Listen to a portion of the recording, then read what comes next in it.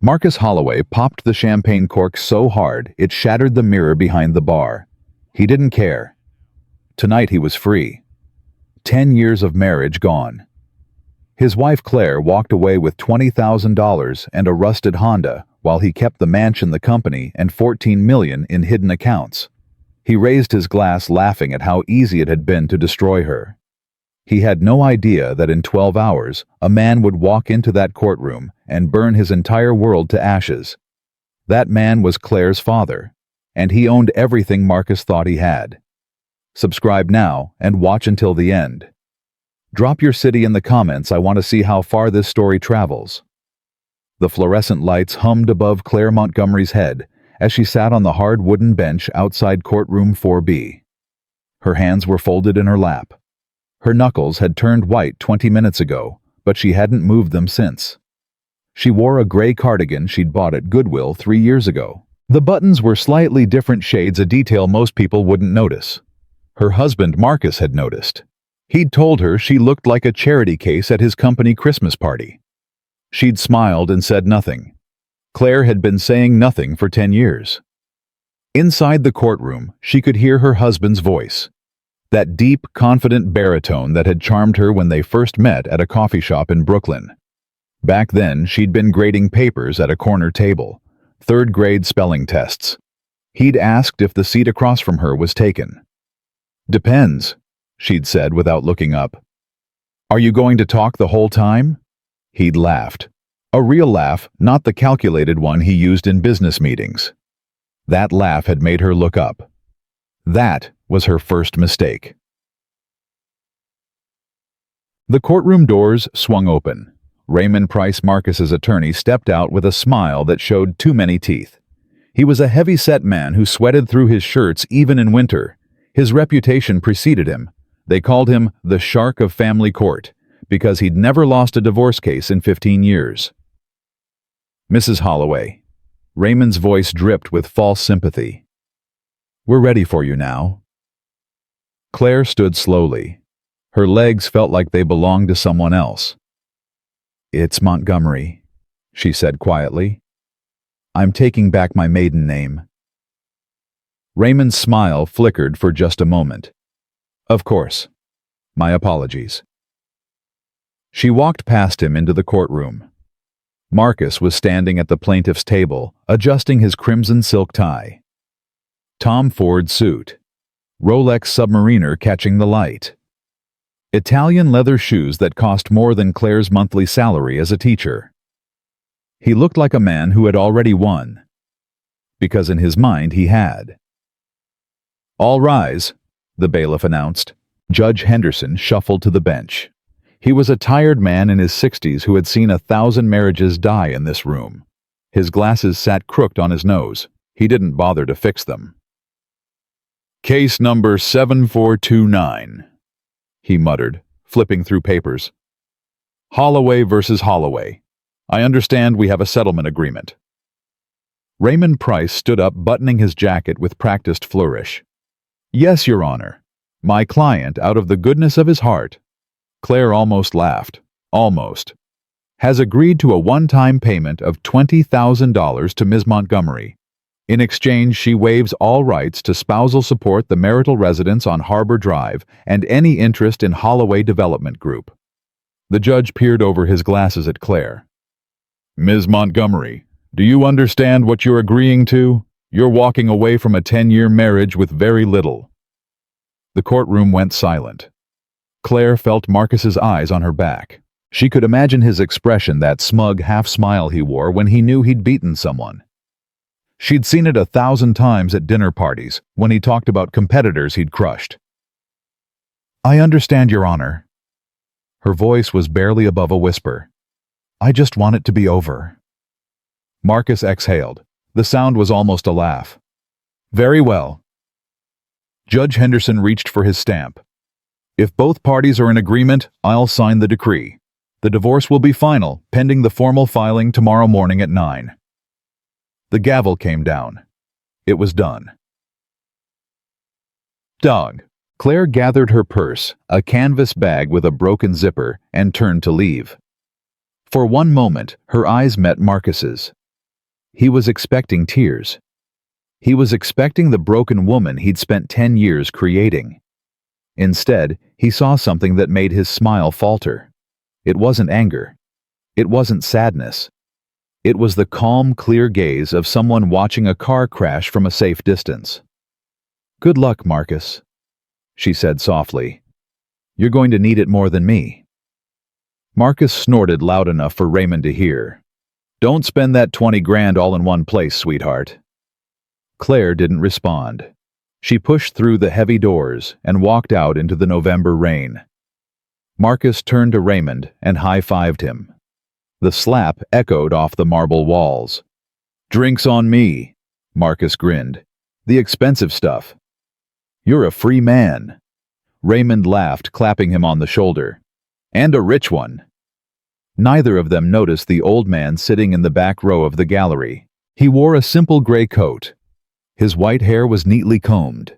His blue-gray eyes, the exact same shade as Claire's, never left Marcus's face. He had been taking notes in a leather-bound book. He hadn't said a word during the entire proceeding. As Marcus strutted toward the exit, the old man pulled out his phone and dialed a number. "It's done," he said. His voice was quiet, but it carried the weight of a man who had given orders to presidents. He took the bait. Initiate Phase 2. The Onyx Lounge sat 40 floors above the city, a rooftop bar where a single cocktail cost what Claire spent on groceries for a week. The bass thumped through the floor. The city lights sparkled below like diamonds scattered just for Marcus Holloway. He was on his 4th scotch. Single malt. 40 years old. It tasted like victory. Destiny Williams sat on his lap, her long fingers playing with his tie. She was everything Claire wasn't loud, demanding draped in designer labels that Marcus had paid for using company funds he'd categorized as client entertainment. To freedom. Destiny raised her champagne flute. Her smile was brilliant and calculated. To freedom? Marcus echoed, clinking his glass against hers. And to Raymond, the magician who made it happen. Raymond sat across from them, looking pleased with himself. "It wasn't magic. It was strategy. We starved her out. You cut off the joint accounts 3 months ago, canceled the credit cards, drained the savings. She was desperate. Desperate people make bad deals." "I almost felt bad for her," Destiny giggled. "Walking out with that ugly purse. What's she going to do now? Go back to teaching little kids their ABCs. Who cares?" Marcus waved his hand dismissively. "She's the past. We're the future." He leaned closer to Destiny, his voice dropping to a conspiratorial whisper. "You know what this means. The Morrison Tower deal closes next week. Since the divorce is final tomorrow morning, the profits from that contract are mine. All mine. Claire gets 0% of a $12 million project." "You're a genius, baby." Destiny kissed his cheek, leaving a red lipstick mark. Marcus felt invincible. He pulled out his phone to check his bank balance, not because he needed to, but because he wanted to admire the numbers. He opened the app for his Cayman Islands account, the one he accessed through 3 layers of VPN encryption. The screen showed a spinning wheel. Loading. Loading. Loading. "Bad signal?" Raymond asked, noticing Marcus's frown. "Must be." Marcus slid the phone back into his pocket. "Whatever. Doesn't matter. Tomorrow morning I go in, sign the final papers, and it's officially over. Then we close on the new penthouse." "I cannot wait to redecorate," Destiny said. "That old house of yours smelled like mediocrity. Like her." The night wore on. The alcohol flowed.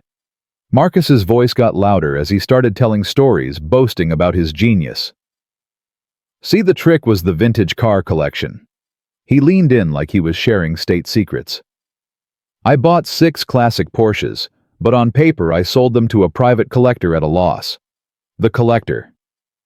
That's just an LLC I set up in Delaware. Claire's lawyer, well, she didn't have one."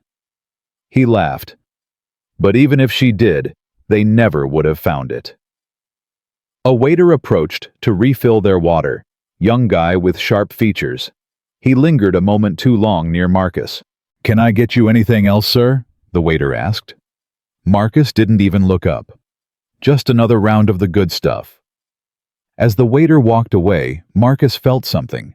A chill that ran down his spine for no reason. The same feeling he got when he nearly missed a step on a staircase. A phantom drop in his stomach. He shook it off. He was drunk. He was being paranoid. "I need to use the head," he announced, standing unsteadily. He navigated through the crowd to the restroom. Black marble, gold fixtures. He splashed cold water on his face and stared at his reflection. "You won," he told himself. "You beat the system. You beat her." His phone buzzed. He dried his hands and looked at the screen. The number was blocked. The message was short. "Enjoy the champagne, Mr. Holloway. It's the last thing you'll ever own." Marcus stared at the words. His brow furrowed. Wrong number, he told himself. Some drunk idiot at another party. But his thumb hovered over the delete button. He didn't press it. When Marcus returned to the table, the mood had shifted. Raymond was on his phone, his face the color of old milk. Destiny was scrolling through Instagram looking bored. "What's wrong?" Marcus sat down heavily. Raymond looked up. His eyes were wide. "Have you checked the news?" "I'm celebrating Ray. Why would I check the news?" "Check the business section. The Tribune just dropped a late-night exclusive." Marcus pulled out his phone. His heart started pounding against his ribs before he even saw the headline. "Fraud in the Foundation is Holloway Development Built on Lies." The blood drained from his face. "What the hell is this?" "It's an exposé." Raymond's voice was trembling. "They have documents, Marcus. Internal emails. Bank transfers. They have the Cayman account numbers." "That's impossible." Marcus's voice came out as a hiss. "No one has those numbers. Only I have those numbers." "Read the byline." Marcus squinted at the small text beneath the headline. Investigative Report by Alexander Sterling, Special Contributor. Who the hell is Alexander Sterling? "I don't know," Raymond said. He was sweating through his shirt now. "But look at the bottom. It says, sources provided by the Office of the Special Auditor." "I don't have a special auditor." "You do now." The voice came from behind them. Marcus spun around. The old man from the courtroom was standing there. He wasn't wearing the gray coat anymore. He was wearing a perfectly tailored tuxedo, and he looked completely at home in this expensive lounge. But his eyes, those blue-gray eyes, were cold as flint. "Who are you?" Marcus demanded, standing up. His legs felt like rubber. The old man smiled. It didn't reach his eyes. "I'm the man who's going to make sure you remember this night for the rest of your life, Mr. Holloway." He took a step closer. His presence seemed to fill the room. "My name is Harold Montgomery. You might know my daughter." Marcus blinked. "I don't know any Montgomerys." "Oh, I think you do." Harold's voice was soft, but it cut through the noise of the bar like a blade. "She goes by her married name usually, Holloway. But she's taking back Montgomery now. Claire Montgomery." The champagne glass slipped from Marcus's hand. It hit the floor and shattered. Crystal exploded across the polished wood. "Claire," Marcus whispered. "Claire is your daughter." "She is." Harold nodded slowly. "And she sends her regards." He reached into his pocket and pulled out a business card. He set it on the table next to the broken glass. Marcus looked down at it. Harold Montgomery, Chairman, Montgomery Capital Holdings, net worth $4.7 billion. Forbes, 2024. The room started to spin. "See you in court tomorrow, Mr. Holloway," Harold said. "And I don't mean family court." He turned and walked away, disappearing into the crowd as easily as smoke. Marcus stood frozen. Destiny was tugging at his sleeve, asking about the broken glass, but he couldn't hear her. His ears were ringing. Claire Montgomery. The schoolteacher who bought clothes at thrift stores. The quiet woman who drove a 12-year-old Honda Civic. The wife he had mocked and cheated on and hidden millions from for 10 years. Her father was Harold Montgomery. The Harold Montgomery. The billionaire who owned Montgomery Capital Holdings, the parent company of the bank, Marcus used the insurance firm that covered his properties and the private equity fund that had just acquired his biggest competitor last month. Marcus looked at Raymond. Raymond looked like he was about to be sick. "We have to go," Raymond stammered. "We have to fix this." "There is no fixing this." The words came out of Marcus's mouth, but he barely recognized his own voice. "She played me. For 10 years she played me." But Marcus was wrong. Claire hadn't played him for 10 years. She had loved him for 10 years. She had only started playing him the moment he decided to destroy her. And unlike Marcus, the Montgomerys didn't play for money. They played for blood. The ride from the Onyx to Holloway Development headquarters was a blur of red lights and cold sweat. Marcus drove his Aston Martin like a man being chased, swerving through traffic while Raymond typed frantically on his laptop in the passenger seat. "Access denied." Raymond slammed the enter key. "I can't get into the server. I'm trying to remote in and scrub the emails about the Cayman transfers, but I'm locked out. Administrator privileges revoked." "That's impossible." Marcus ran a red light. Horns blared behind him. "I am the administrator. I built that system." "Well, someone with higher clearance just changed the locks." Raymond's face was ghoulish in the blue laptop glow. "Marcus, think. Who built your server infrastructure?" Marcus's hands tightened on the steering wheel. "Sentinel Technologies," he said slowly. "Right. And who bought Sentinel Technologies 18 months ago?" Marcus felt his stomach drop. "Montgomery Capital Holdings." "If Harold Montgomery wants into your digital life," Raymond said, "he doesn't need a hacker. He just needs to ask." Marcus slammed the brakes. They screeched into the parking lot of his office building, a sleek 3-story glass structure he had designed himself. His monument, his kingdom. Tonight, it looked like a prison. There were lights on the second floor. His office.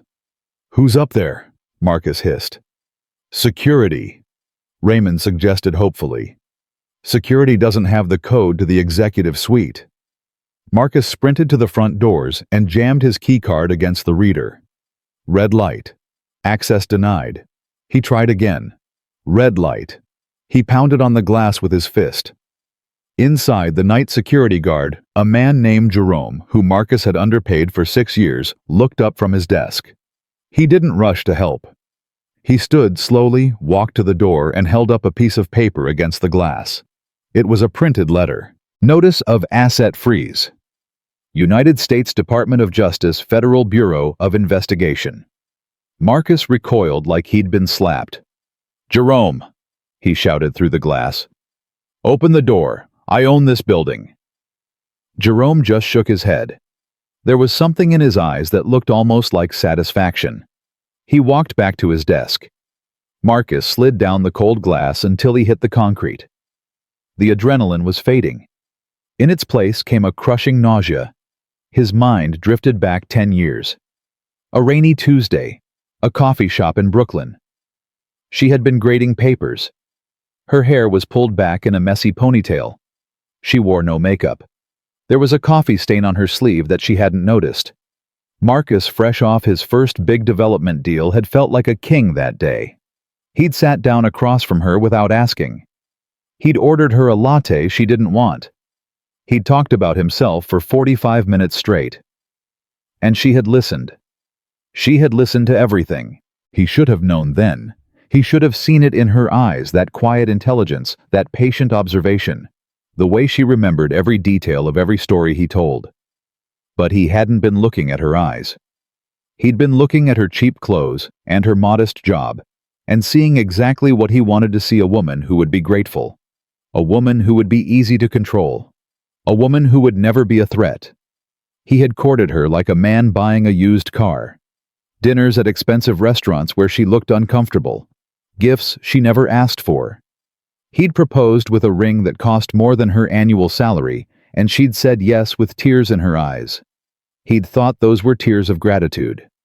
Now, sitting on the cold concrete outside his locked building, he realized they might have been tears of something else entirely. "I don't care about money, Marcus," she had told him on their third date. "I just want a home without lies. My family. We had too many secrets." He'd thought she meant she came from nothing and wanted something better. He'd never considered that she might have come from everything and wanted something real. "Marcus!" Raymond's voice cut through his spiral. His lawyer was standing over him, phone pressed to his ear, looking like he'd aged 10 years in the last hour. "My contact at First National just called back. It's worse than we thought." Marcus looked up. His eyes were hollow. "How much worse?" "Your personal accounts are frozen. Business accounts are frozen. The Morrison Tower contract." "What about it?" "The client just invoked the morality clause. They're terminating the deal effective immediately. They're citing the fraud investigation. They're suing for breach of contract." Marcus felt something crack inside his chest. The Morrison Tower deal was everything. $12 million. His ticket to the next level. "Who's the client?" he asked, though some part of him already knew. "The holding company is Evergreen Trust." Raymond's voice was shaking. "I just looked up their board of directors. The chairwoman is Claire Montgomery." Raymond nodded.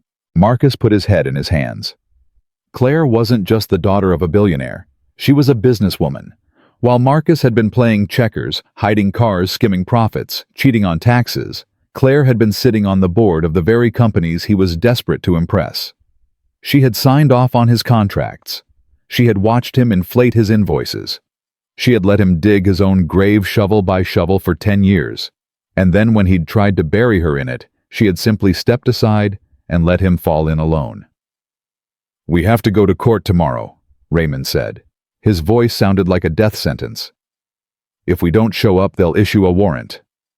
"I can't face her." Marcus's voice cracked. "Not like this." "You don't have a choice." Raymond pulled him to his feet. "Go home, shower, wear your best suit. We're going to deny everything. We'll claim the evidence is fabricated. We'll say it's a vindictive billionaire trying to destroy you." It was a weak plan. It was a desperate plan. But as the first light of dawn began to bleed into the sky, it was the only plan they had. 12 hours earlier, Claire Montgomery had walked out of that courtroom in a thrift store cardigan, carrying a canvas bag with a broken zipper, looking like exactly what Marcus had always called her. Plain, forgettable, defeated. She had walked 3 blocks in the rain before ducking into an unmarked black SUV that had been waiting at the curb. Her father was inside. "It's done," Harold said, handing her a towel for her wet hair. "He signed everything. $20,000. He thinks he won." Claire dried her face. Her hands were steady. "He always thinks he's the smartest person in the room," she said quietly. "That's his weakness. He's so busy talking, he never notices who's listening." Harold watched his daughter carefully. "Are you okay?" Claire was silent for a long moment. "For 10 years, she finally said, I tried to love him. I hid who I was because I wanted him to love me for me. Not for your money, not for the company. Just me." She looked out the window at the rain streaming down the glass. "I gave him chance after chance. Every time he lied, I forgave him. Every time he cheated, I stayed. I kept thinking, maybe he'll change. Maybe if I just love him enough, he'll become the man I thought he was." Her voice hardened. "But today, when he stood there and laughed, when he tried to leave me with nothing after a decade of marriage, I realized something." "What?" Claire turned to face her father. Her eyes were dry. Her jaw was set. He was never going to change. He wasn't capable of it. And if I walked away now, he would just find another woman to destroy. Another person to manipulate. Another life to ruin. She took a breath. So I'm not walking away. I'm going to make sure Marcus Holloway never hurts anyone again." Harold looked at his daughter for a long moment. Then he nodded slowly. "The documents are ready. The Tribune runs the story at midnight. The DOJ files the freeze order at 6 a.m.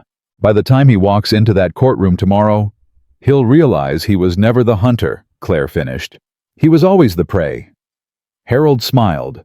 It was a cold smile, the smile of a man who had built a $4 billion empire by knowing exactly when to strike. "I taught you well. You taught me to be patient." Claire leaned back in her seat. "He taught me to be ruthless." The SUV pulled away from the curb, disappearing into the rain. And somewhere across town, Marcus Holloway was popping champagne, toasting to a victory that had never been his.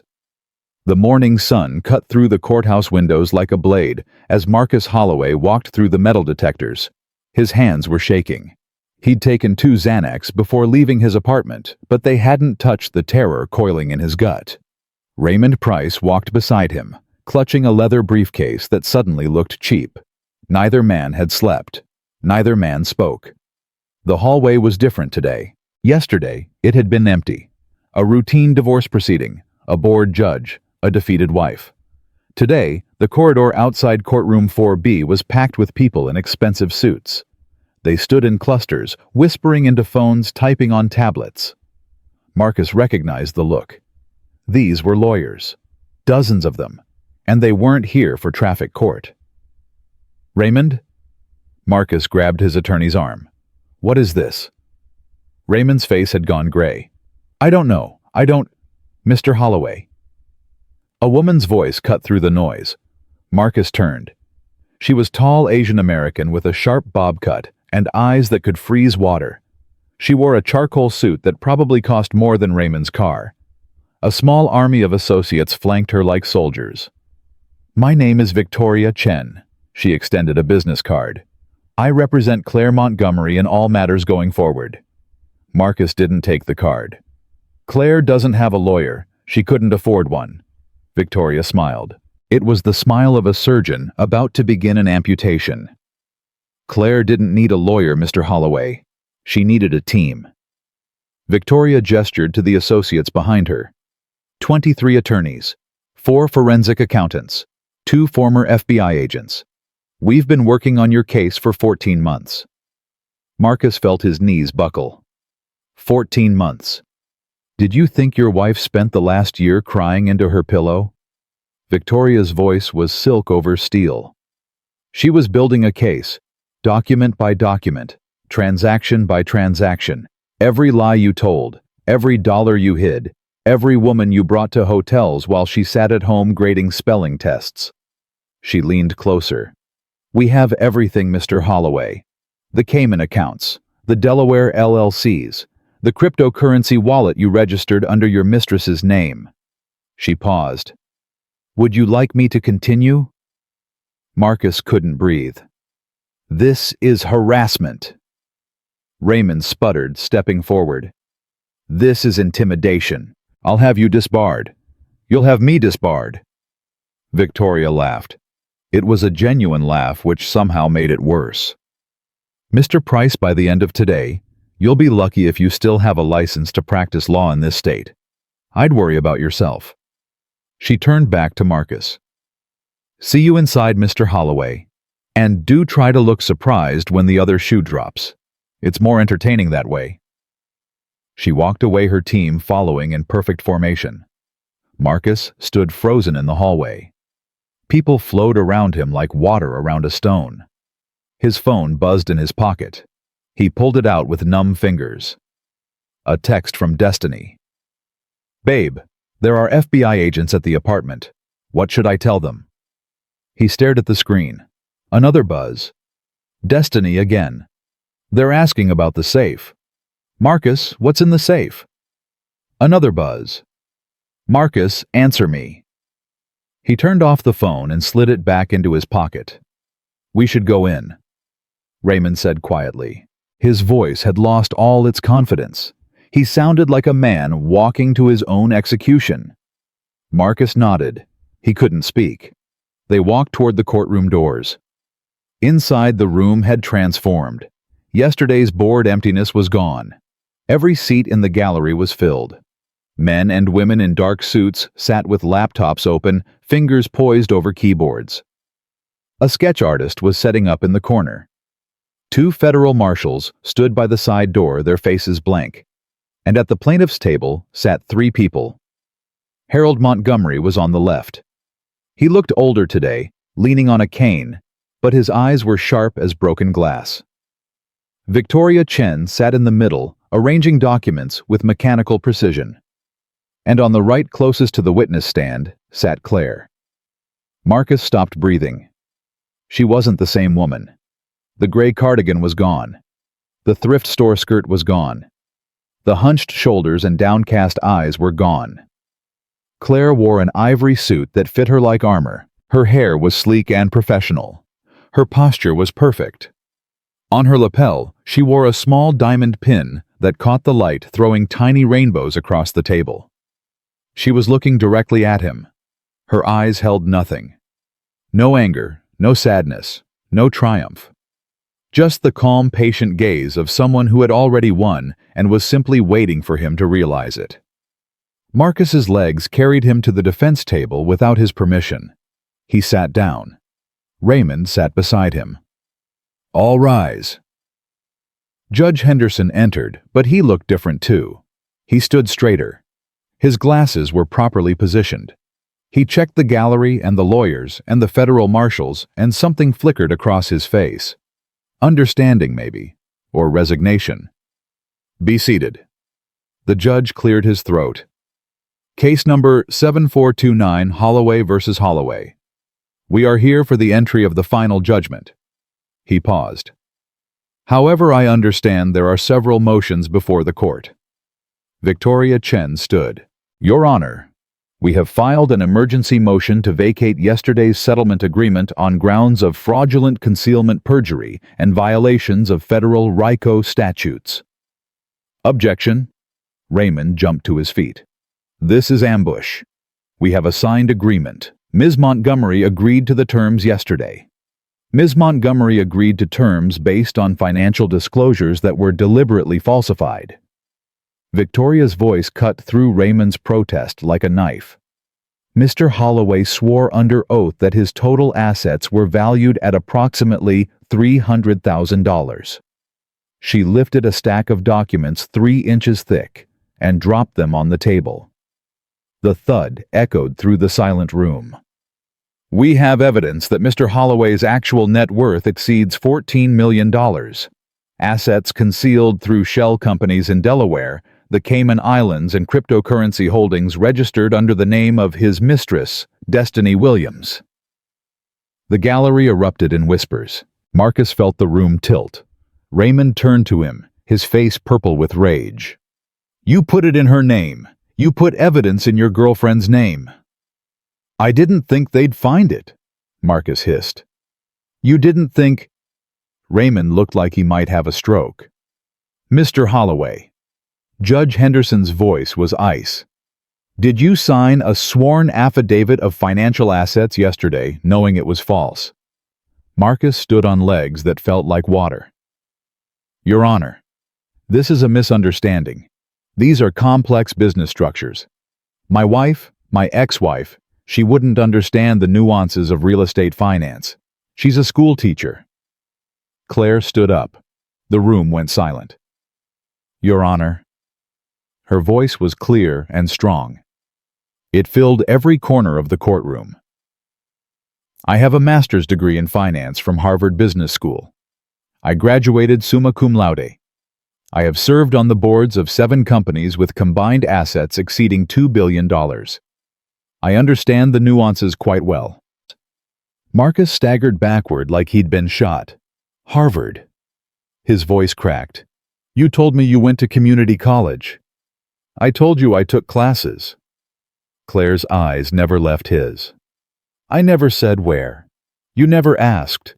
You were too busy talking about yourself." She stepped out from behind the table.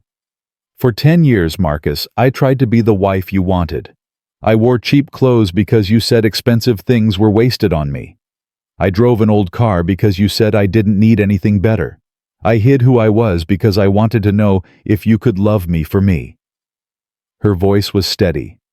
No tears, no trembling, just cold, clean truth. "I gave you every chance. Every time you lied about where you'd been, I forgave you. Every time I found another woman's perfume on your shirts, I stayed.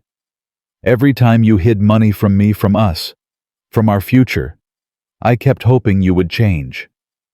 She took another step forward. "But yesterday, when you stood in this courtroom and laughed, when you tried to leave me with $20,000 after a decade of marriage while you kept $14 million, when you called me a doormat in front of your lawyer." Her jaw tightened. "That was your last chance, Marcus, and you spent it gloating." Victoria Chen stood. "Your Honor, we are not merely asking to vacate the settlement. We are filing a countersuit for 100% of the marital assets due to fraudulent concealment. Additionally," she handed a document to the bailiff, "we have a warrant issued by the United States Attorney's Office regarding Mr. Holloway's embezzlement from the Morrison Tower project, tax evasion, and wire fraud." The judge reviewed the warrant. His expression darkened. "Mr. Holloway, I am freezing all assets immediately." He looked toward the back of the room. "I believe there are officers waiting to speak with you." Marcus spun around. 2 FBI agents stood by the doors. One of them was holding handcuffs. "No." Marcus grabbed Raymond's arm. "Do something. You're my lawyer. Do something." Raymond was already backing away. "I can't represent you in a federal criminal case, Marcus. That's outside my retainer agreement." "What? You lied to me." Raymond's voice was shaking.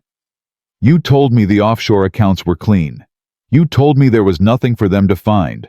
I'm not going down for your mess." He picked up his briefcase and walked toward the exit without looking back. "Raymond!" Marcus screamed. "Raymond!" "Mr. Holloway, sit down." Judge Henderson's gavel cracked against the bench. "No." Marcus pointed a shaking finger at Claire. "This is entrapment. She tricked me. She pretended to be poor. She lied about who she was. This is illegal." Harold Montgomery rose slowly from his chair.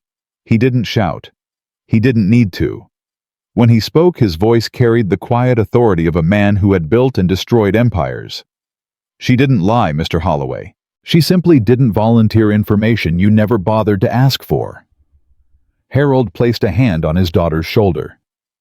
"My daughter didn't trick you. She gave you a gift, 10 years of her life, and you treated that gift like garbage." His eyes hardened. "So now you get what you deserve. Not revenge. Consequences." Claire looked at Marcus one final time. "Goodbye, Marcus." The FBI agents moved forward. Marcus felt the cold metal of handcuffs closing around his wrists. The clicking sound seemed impossibly loud.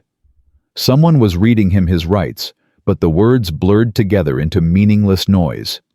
He looked at the gallery. In the back row, almost hidden, sat Destiny Williams. She wasn't crying. She wasn't worried. She was typing rapidly on her phone, her face completely blank. As their eyes met, she didn't look sympathetic.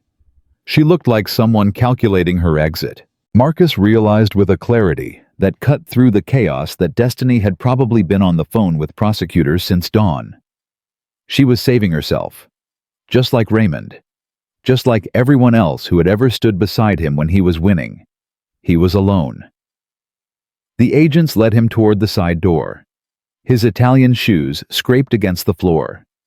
His Tom Ford suit felt like a costume, like something a child would wear while playing pretend.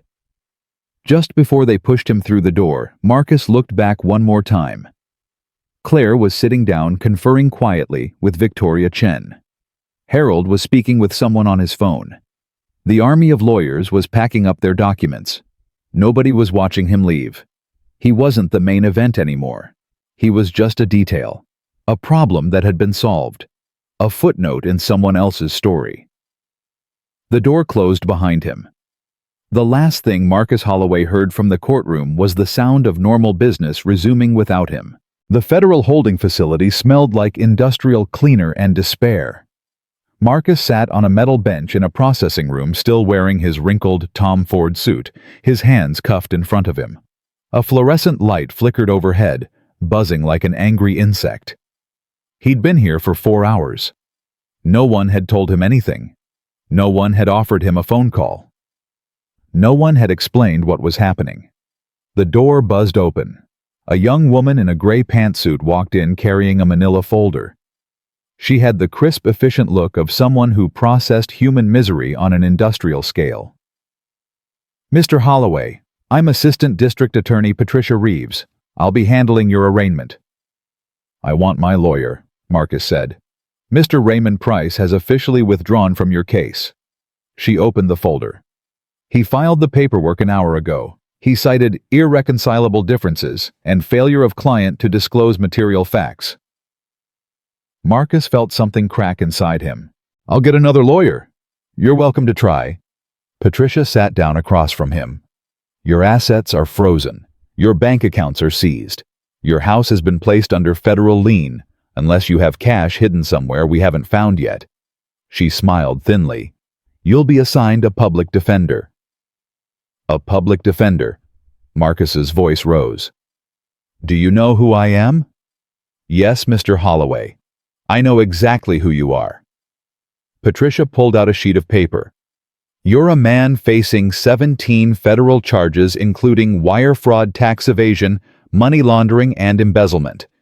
The combined maximum sentence is 47 years. 47 years. The number hit Marcus like a physical blow. "This is insane," he whispered. "I'm a businessman. I made some accounting mistakes. This is civil, not criminal.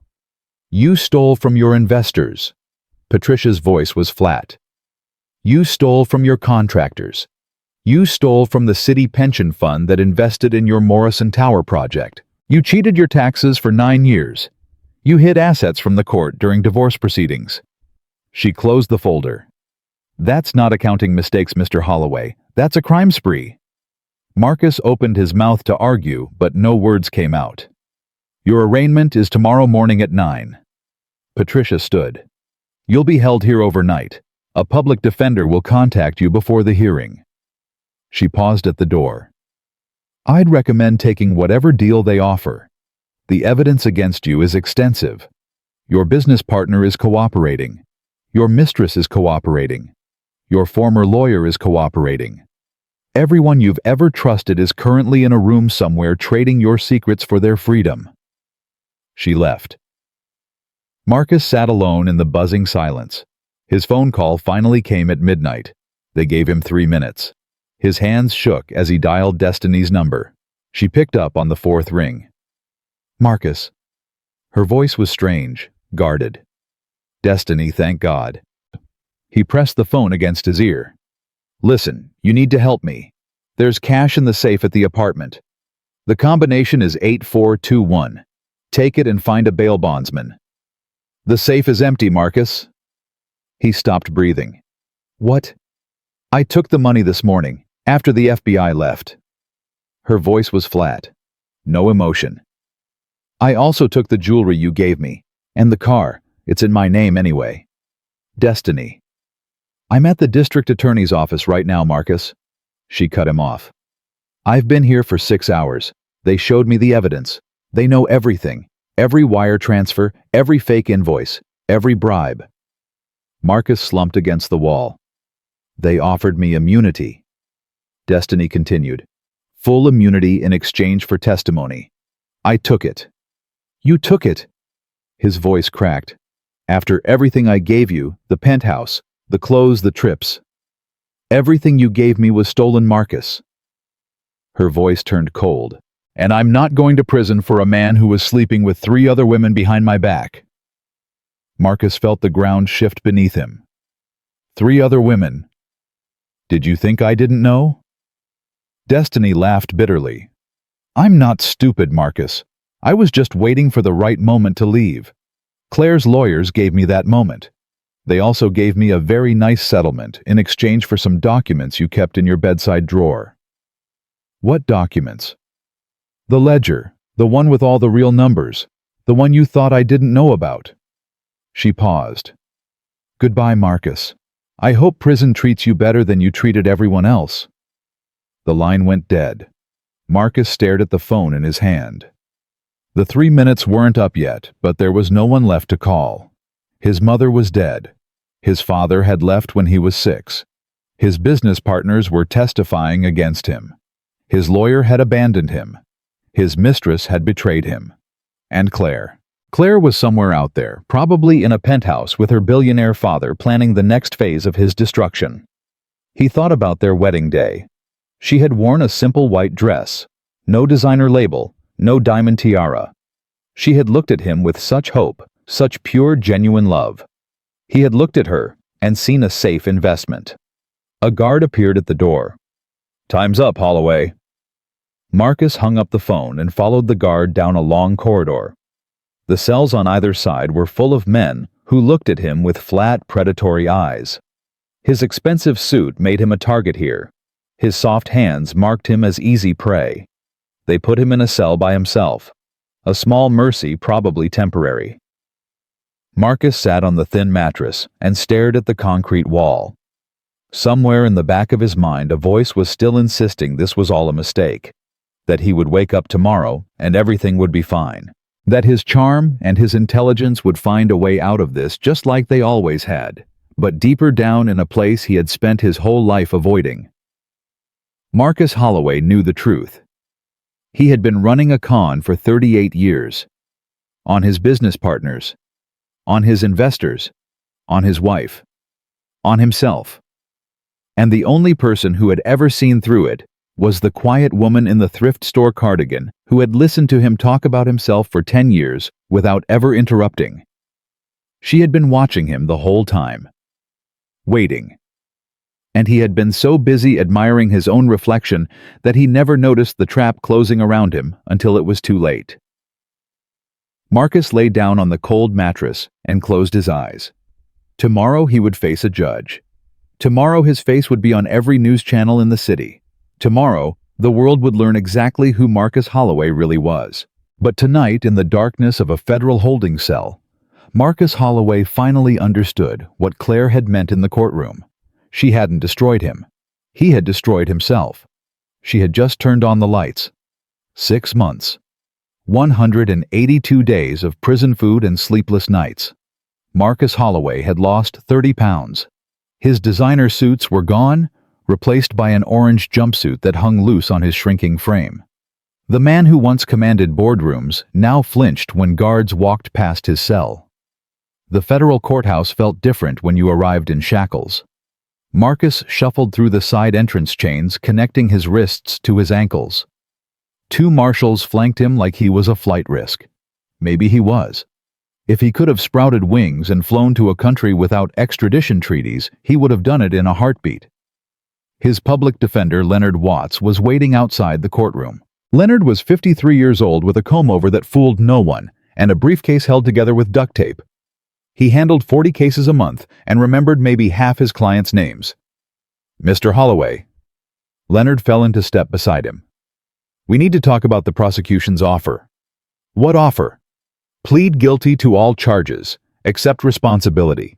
They'll recommend 12 years instead of 47. Marcus stopped walking. The chains clinked against each other. 12 years. It's a gift, Mr. Holloway. Leonard's voice was tired.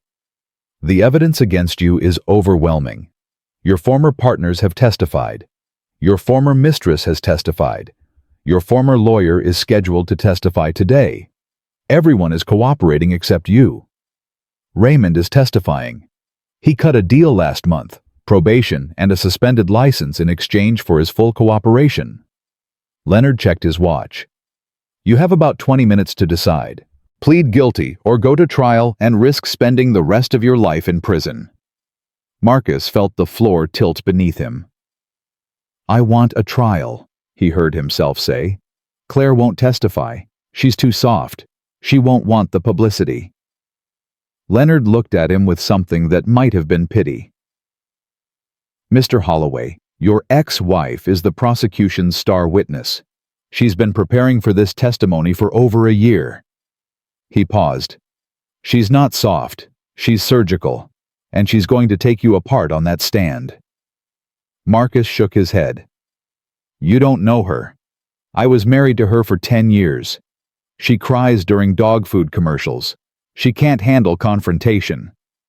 The woman I met in my preparation sessions doesn't cry during anything. Leonard's voice was flat.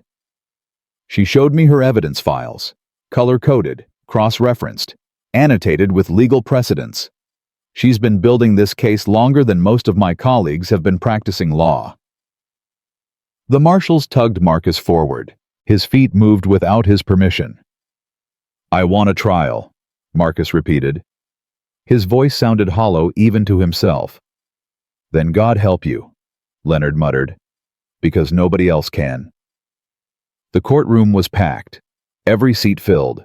Reporters lined the back wall. Camera crews waited outside. The trial of Marcus Holloway had become the biggest white-collar criminal case in the city's history, and everyone wanted to watch the man who had cheated the system finally face justice. Marcus was led to the defense table. His chains were removed, but he still felt their weight. The prosecution's table was a fortress. 3 assistant district attorneys, 2 FBI consultants. Stacks of evidence boxes lined up like ammunition, and behind them in the first row of the gallery sat Harold Montgomery and Victoria Chen. They weren't part of the criminal prosecution, but they were there, watching, waiting. All rise! Judge Patricia Hammond took the bench. She was a severe woman in her 60s with silver hair and a reputation for harsh sentences. She had requested this case personally. The people versus Marcus Holloway, she announced. Is the prosecution ready? We are, Your Honor. ADA. Patricia Reeves stood. The people called Claire Montgomery to the stand. The courtroom doors opened. Claire walked in. Marcus felt his heart stop.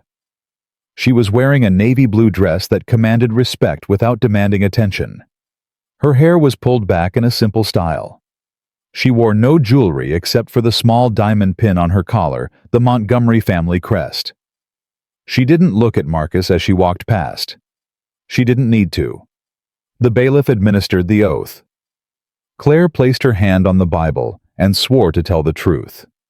Her voice was clear and steady. Ms. Montgomery, Ada Reeves began. How long were you married to the defendant? 10 years, 2 months, and 14 days. And during that time, did you have any knowledge of his financial affairs? Not at first. Claire's gaze remained fixed on the prosecutor. Marcus was very careful to keep me away from his business. He told me the finances were too complicated for me to understand. He said I should focus on my teaching and let him handle the money. But at some point that changed. Yes.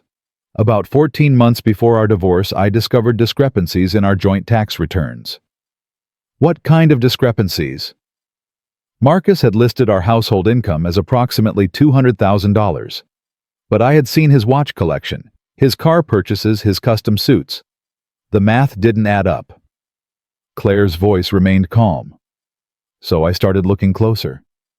Marcus shifted in his seat. Leonard put a hand on his arm to keep him still. What did you find? I found that my husband was systematically hiding assets from me from the IRS and from his business partners. Claire finally turned her head and looked directly at Marcus. I found that the man I married was a fraud. The word hung in the air like a gunshot. Objection. Leonard jumped up. Prejudicial characterization. Sustained. Judge Hammond looked at Claire. Ms. Montgomery, please limit yourself to factual statements. I apologize, Your Honor. Claire turned back to the prosecutor. I found evidence that Marcus was operating multiple shell companies to hide income. I found offshore accounts in the Cayman Islands. I found cryptocurrency holdings registered under his mistress's name. I found falsified invoices, inflated contracts, and bribes to city officials. And what did you do with this information? I documented everything, every transaction, every lie, every dollar. Claire's voice hardened slightly. And then I waited. Why did you wait? Claire was silent for a moment.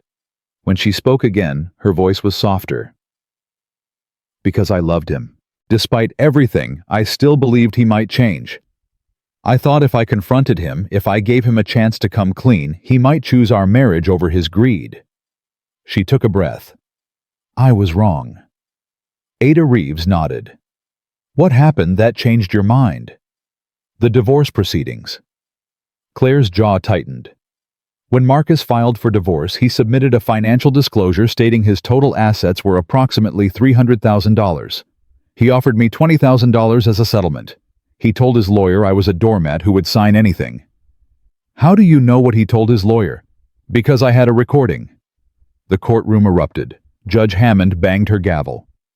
Order in the court. Marcus felt the blood drain from his face. A recording? What recording? Leonard grabbed his arm. Shut up. Don't say another word. Ada Reeves waited for the noise to subside. You recorded your husband. I recorded conversations in our home. Conversations between Marcus and his lawyer. Conversations between Marcus and his mistress. Claire's voice was ice. I recorded him planning how to hide assets from me. I recorded him laughing about how easy I was to manipulate. I recorded everything. Is that legal? Marcus hissed at Leonard. Can she do that? Leonard's face was grim. We're in a one-party consent state. If she was present during the conversations, the recordings are admissible.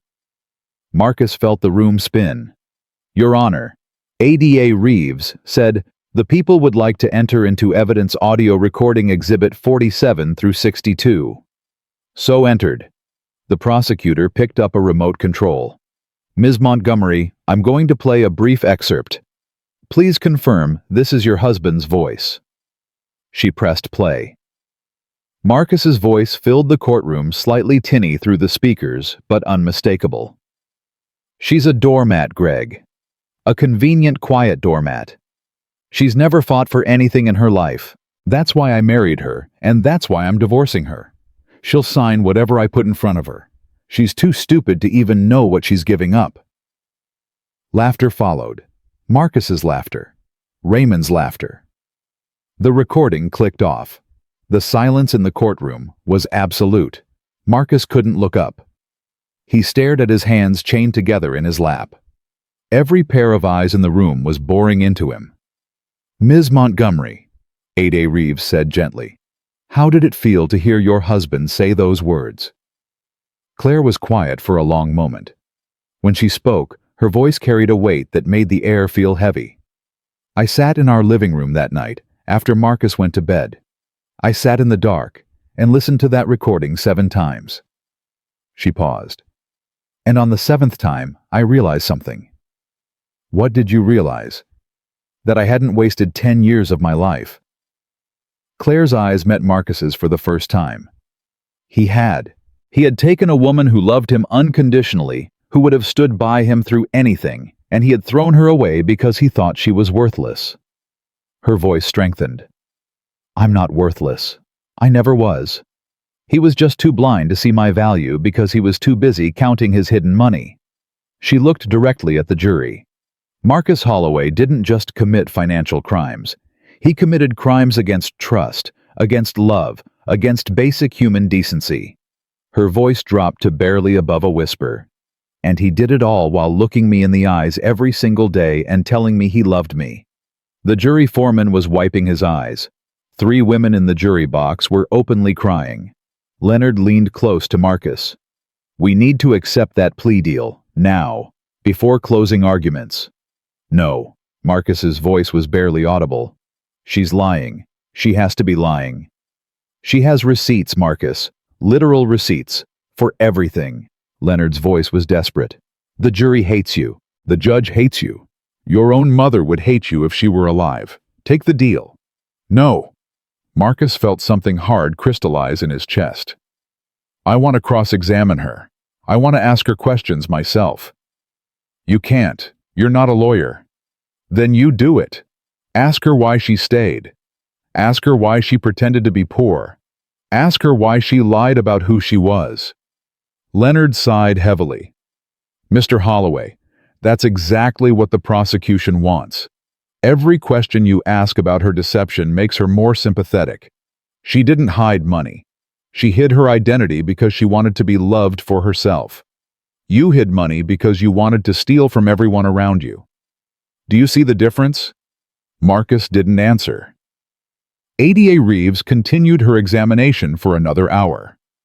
Claire walked the jury through every shell company, every offshore transfer, every falsified document. She did it calmly, professionally, like a surgeon explaining an operation. When she finally stepped down from the witness stand, she didn't look at Marcus again.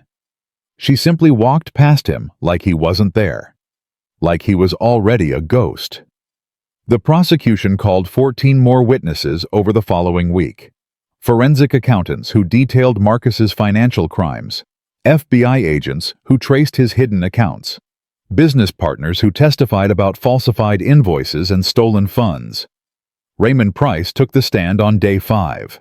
Marcus watched his former lawyer walk to the witness box wearing a cheap suit that was a far cry from his Shark Tank days. Raymond had lost weight too. He looked tired and beaten, like a man who had seen his career die and was just going through the motions of burying it. "Mr. Price," Ada Reeves began. "You were Mr. Holloway's attorney during his divorce proceedings." "I was." Raymond didn't look at Marcus. "And during that time, did Mr. Holloway disclose the full extent of his assets to you?" Raymond hesitated. His lawyer, seated in the gallery, gave him a subtle nod. "No," Raymond said quietly. "He told me his net worth was approximately $300,000. He showed me financial statements that supported that figure. I had no reason to doubt him." "So you were deceived as well?" "Yes." Raymond's voice was bitter. "Marcus Holloway lied to everyone. His wife, his partners, his lawyers, his friends.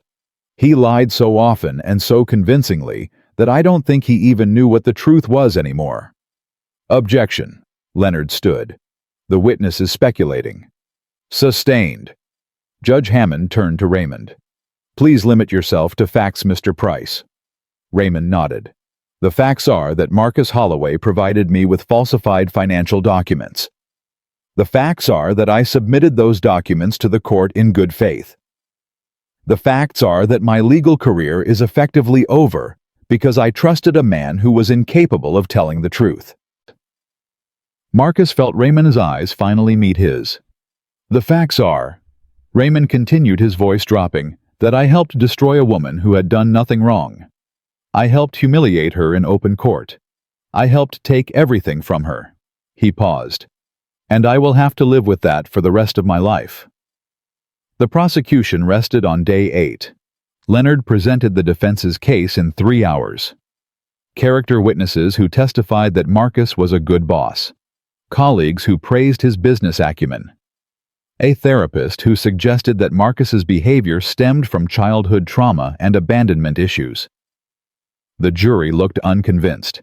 In his closing argument, Leonard tried to paint Marcus as a flawed man who had made mistakes, not a criminal mastermind who had deliberately defrauded everyone around him. The jury looked even less convinced. Ada Reeves's closing was surgical.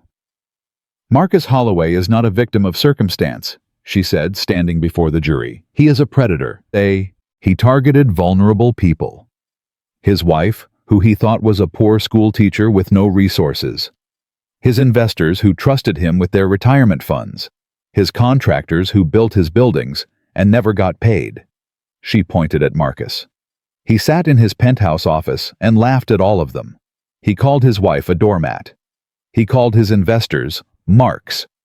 He called his contractors suckers who should have read the fine print." She let that sink in. Claire Montgomery gave this man 10 years of her life. 10 years of love and patience and hope. And when she finally discovered who he really was, she didn't run.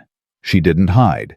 She built a case, document by document, receipt by receipt.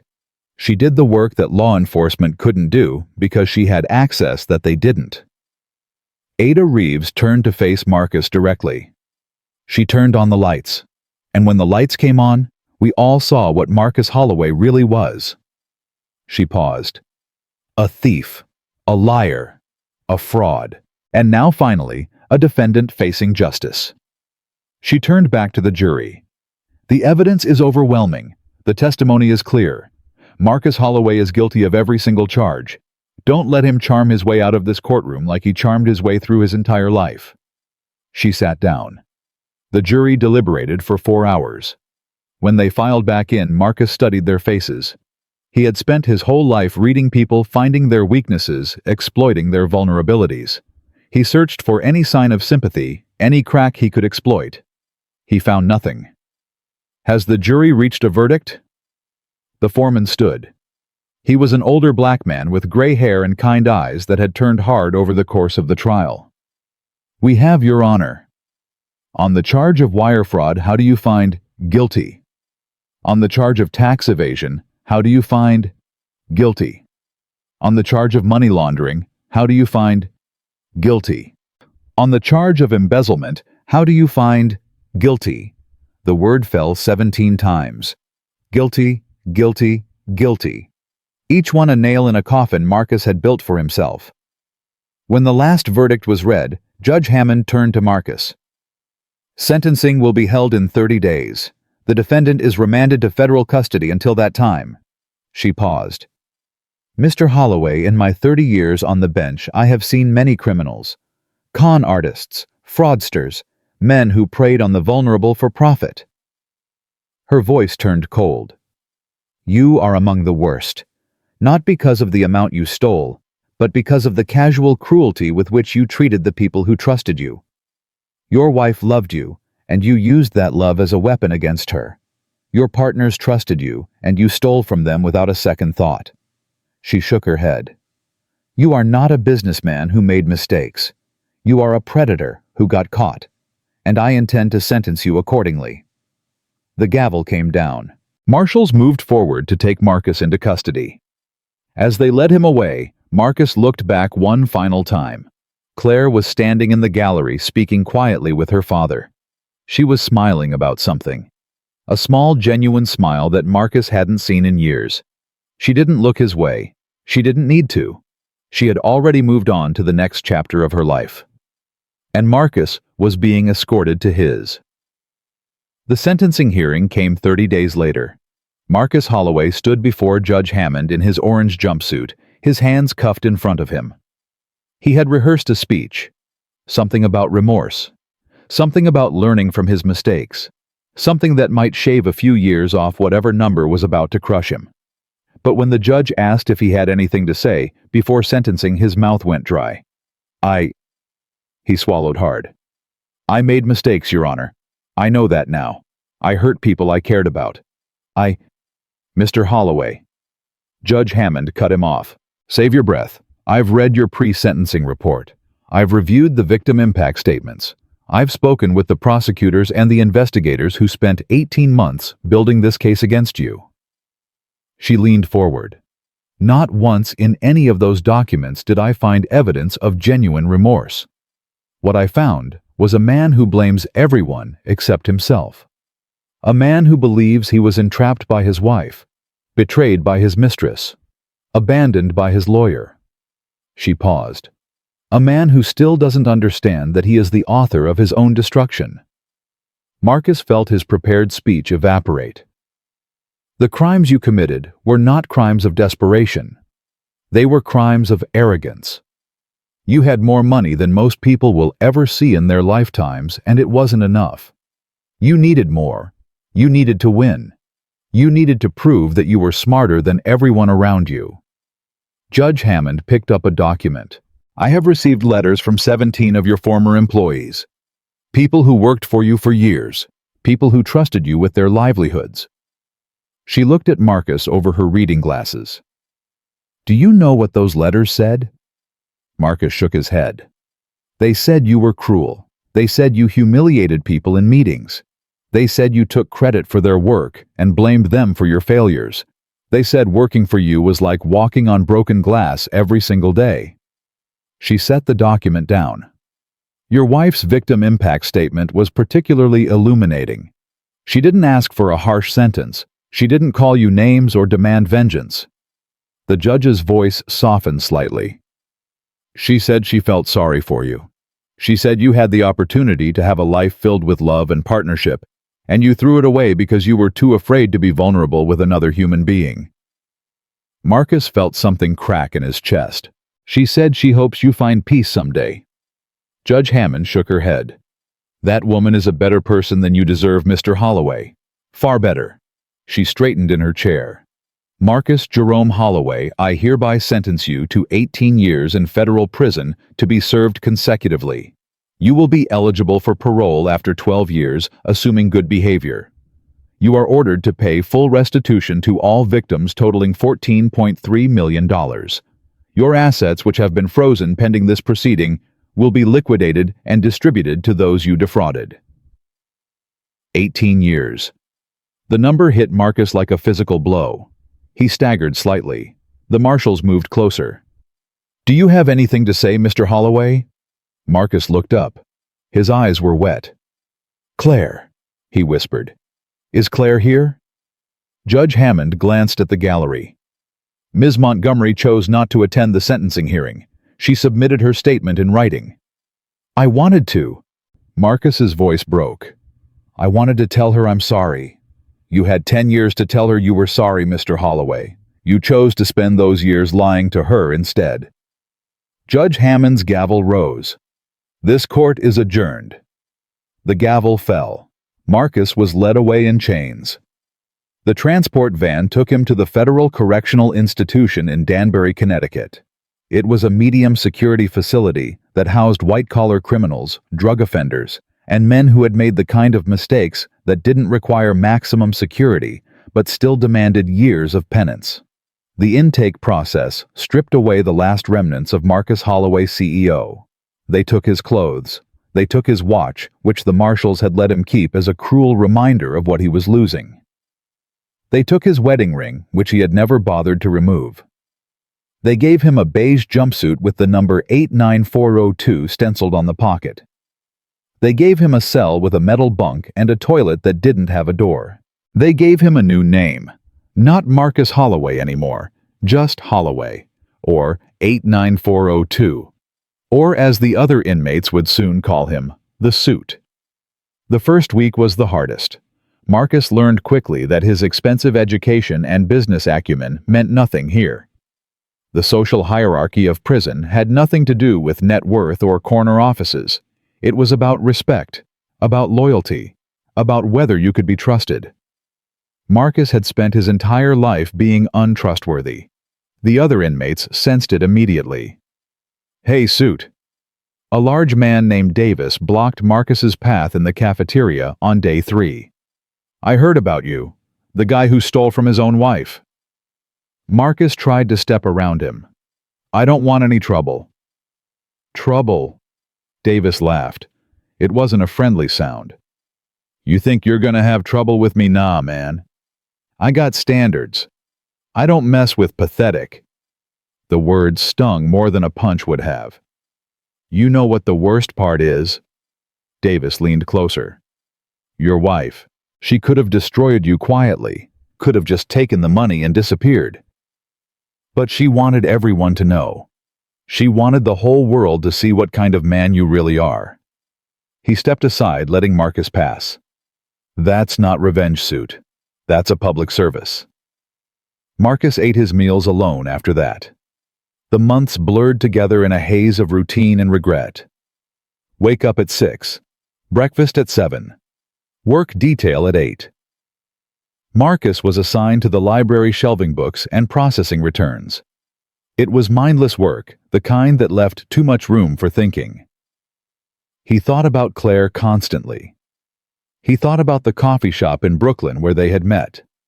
The way she had looked at him that first day, curious and amused, and completely unimpressed by his expensive suit and confident smile.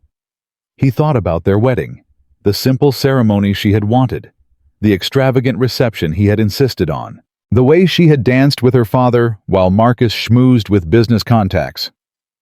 He thought about all the nights he had come home late, smelling of other women, and she had simply asked how his day was. Never accusing. Never demanding. Just quietly absorbing his lies like a sponge. He had mistaken her patience for weakness. He had been so wrong. In the prison library, Marcus found a book about chess. He had never learned to play. It seemed like a game for people with too much time on their hands, not for men of action like himself. Now he had nothing but time. He taught himself the rules, the movements, the strategies. He played against himself, setting up the board on a corner table and studying each position. And slowly, painfully, he began to understand. Claire had been playing chess the entire time. Every move calculated, every piece positioned exactly where it needed to be. She had sacrificed pawns, the settlement agreement, her pride, her dignity to draw him into checkmate. And he had been playing checkers, jumping from square to square, grabbing whatever he could reach, never seeing the larger pattern. He had been outmatched from the very beginning. He just hadn't known it. Letters came occasionally, not from anyone he wanted to hear from. His accountant wrote to inform him that his assets had been liquidated. The Aston Martin, the art collection, the vintage Porsches he had hidden in Delaware. Everything sold at auction. The proceeds distributed to his victims. His former business partners wrote to tell him they were suing his estate for additional damages. Not that there was anything left to sue for. Destiny wrote once, 6 months into his sentence, a brief note on expensive stationery. Marcus, I'm in Europe now. New name, new life. I thought you should know that I'm getting married next month. He's a venture capitalist from London. Very sweet, very honest. She had underlined honest twice. I hope prison is teaching you something, though I doubt it. You always were a slow learner.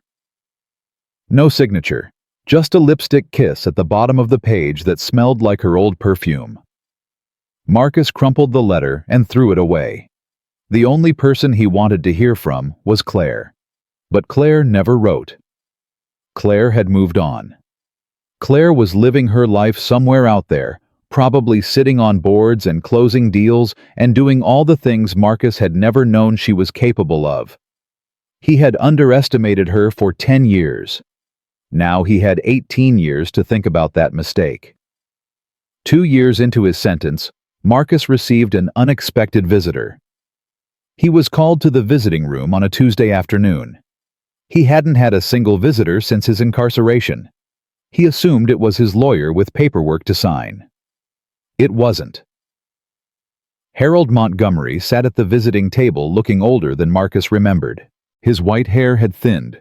His hands shook slightly as they rested on the table.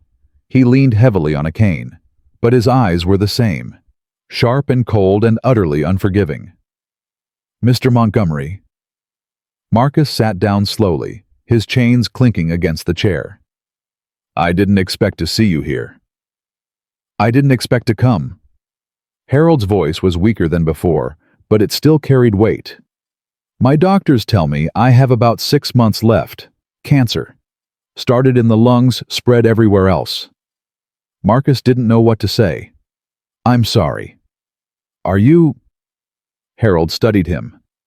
I'm not sure you know how to be sorry, Mr. Holloway. I'm not sure you understand what the word means.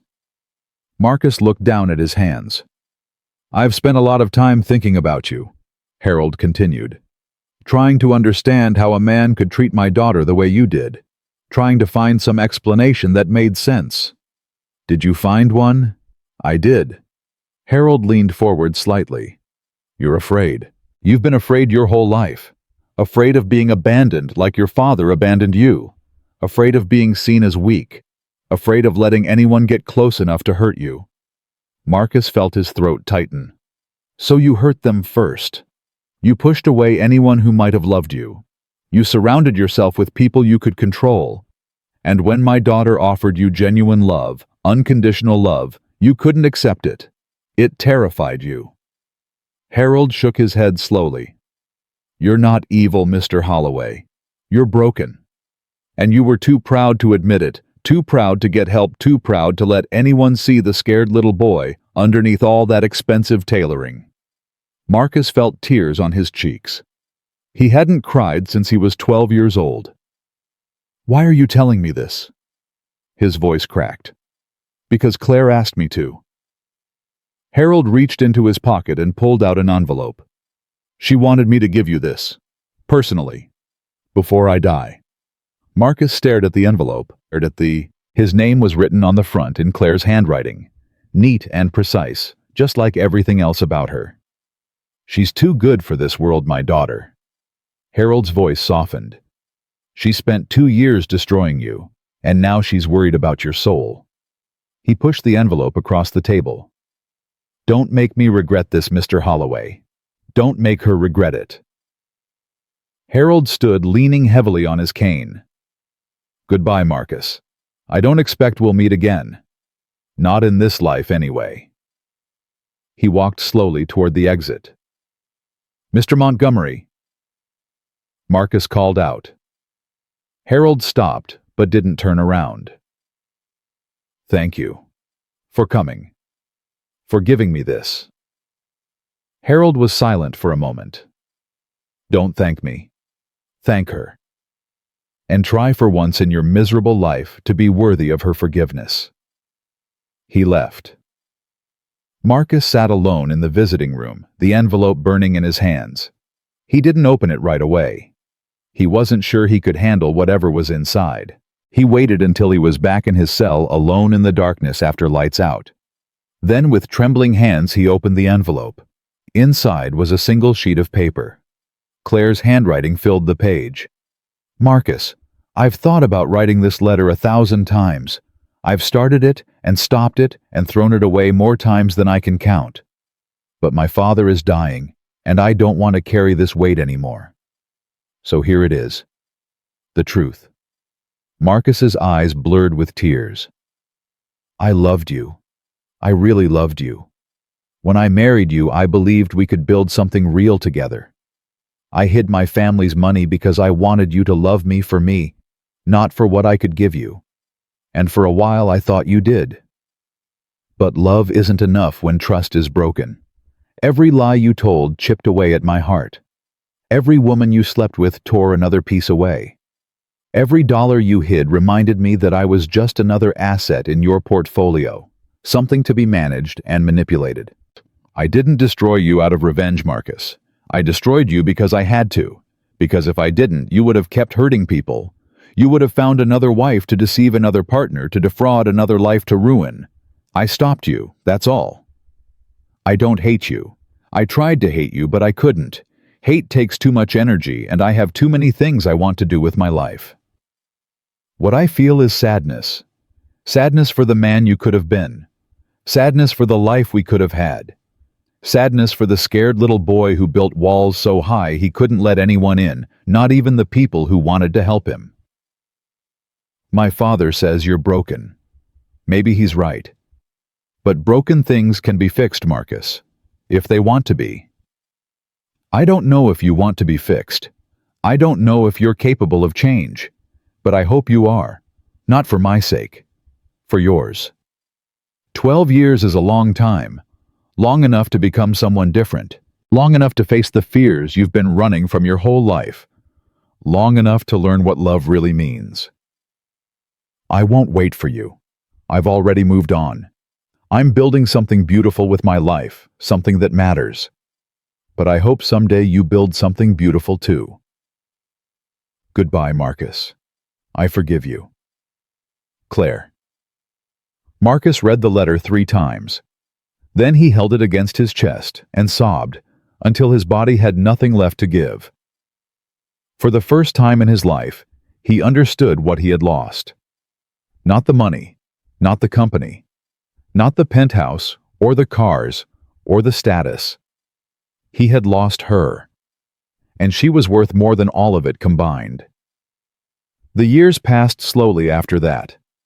Marcus changed, not all at once, not dramatically. But piece by piece, day by day, he became someone different.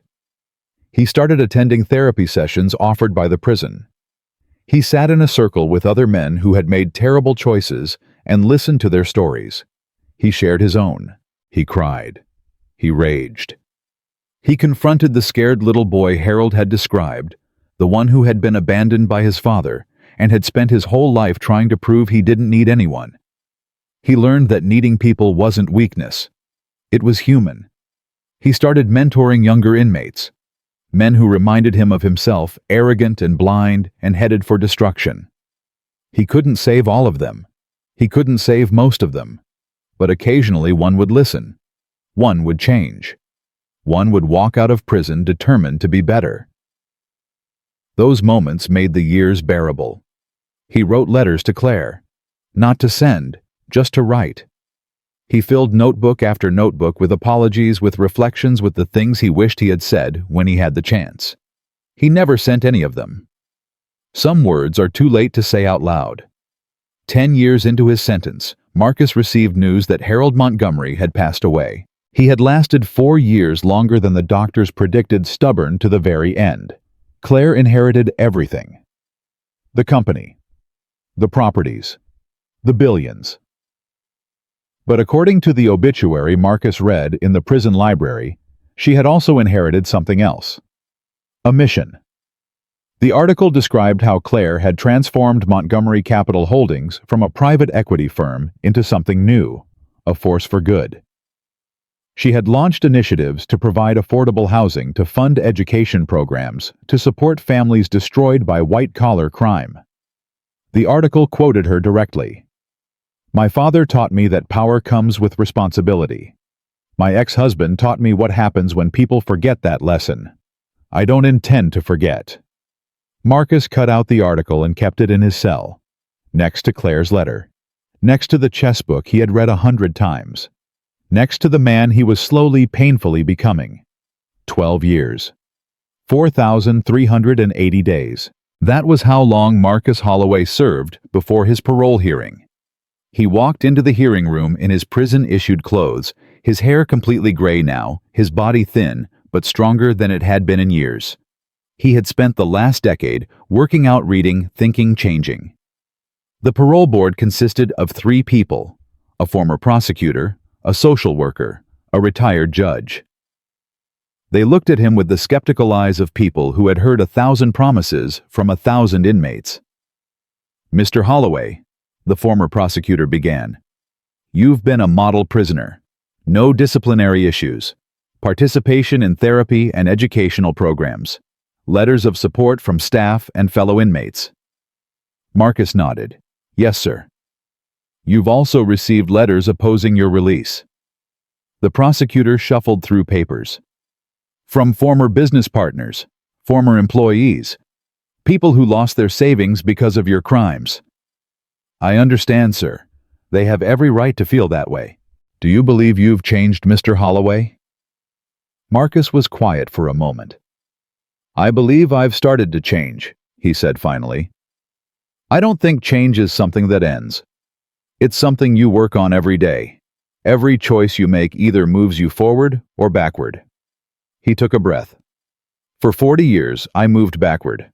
I hurt people. I lied to people. I used people. I told myself it was just business, just survival, just the way the world worked." His voice steadied. "But it wasn't the world. It was me. I made those choices. No one forced me to steal. No one forced me to cheat. No one forced me to treat my wife like property instead of a person." He looked at each member of the board. "I can't undo what I did. I can't give back what I took. But I can spend the rest of my life trying to be better, trying to help others avoid the mistakes I made, trying to earn back some fraction of the trust I destroyed." He paused. "That's all I can offer. My word that I will try." The board conferred quietly. "Mr. Holloway," the retired judge said, "we've reviewed your file extensively. We've spoken with your counselors and your fellow inmates. We've considered the letters both for and against your release." Marcus held his breath. "It is the decision of this board that you have demonstrated genuine rehabilitation and are unlikely to reoffend. Your parole is granted effective in 30 days. Marcus closed his eyes. 30 days. After 12 years of concrete walls and metal bunks and the crushing weight of his own mistakes, he was going home. Except he didn't have a home anymore. He didn't have anything. Just the clothes on his back, $40 in his pocket, and the faint flickering hope that the man who walked out of those prison gates might be better than the one who walked in. The bus from Danbury dropped Marcus Holloway at Port Authority Terminal at 7 in the morning. He stood on the sidewalk with a plastic bag containing everything he owned. A change of clothes, a toothbrush, Claire's letter worn soft from 12 years of reading, $40 in cash. The city roared around him like it had never noticed he was gone. Marcus walked. He didn't know where he was going. He had no apartment, no job, no friends, no family. Just a parole officer he had to check in with every week and a felony record that would follow him for the rest of his life. He walked for 3 hours before he found himself standing outside a newsstand on 8th Avenue. A magazine caught his eye. Forbes. The cover showed a woman in a white suit sitting at a chessboard, her expression calm and commanding. The headline read, "The Queen's Gambit: How Claire Montgomery Doubled Her Father's Empire and Became America's Most Powerful Female CEO." Marcus picked up the magazine with trembling hands. Claire looked older, more refined, more powerful. But underneath all of that, he could still see the woman who had graded spelling tests at a coffee shop in Brooklyn.